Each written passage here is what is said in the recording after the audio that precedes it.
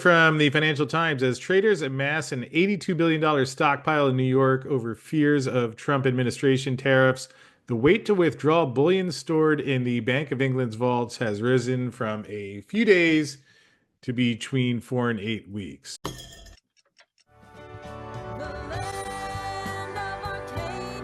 Well, hello there, my friends. Chris Marcus here with you for Arcadia Economics, and a quick update. I had actually finished recording today's show and didn't have this in there yet, but just wanted to pass this along and make sure you saw it because Financial Times had an article today. Obviously, you've heard plenty about the EFP situation and what's going on in terms of gold and silver in London versus New York, and a lot of metal coming to New York. Now we hear from the Financial Times as traders amass an $82 billion stockpile in New York over fears of Trump administration tariffs.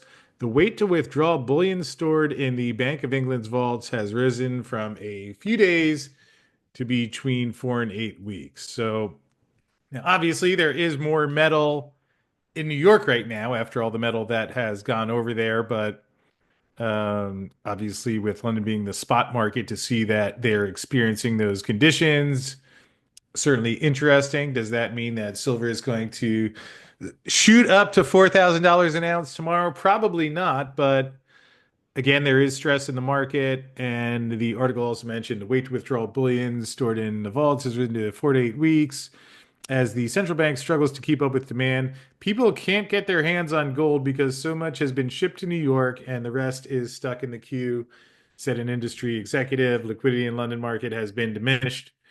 And as I mentioned in today's 1 o'clock video, you also do have this happening on the silver side in the face of a deficit where there were already concerns of, are we headed towards a supply issue? So I would say, I don't know if you would say this isn't helping. I mean, I guess if you're long metals and hoping for some undressing of the paper leverage system, similar to what Rick Rule described in that video where he talked about how close this came to breaking in 2021, and also how likely he thinks that it is to break at some point in the future.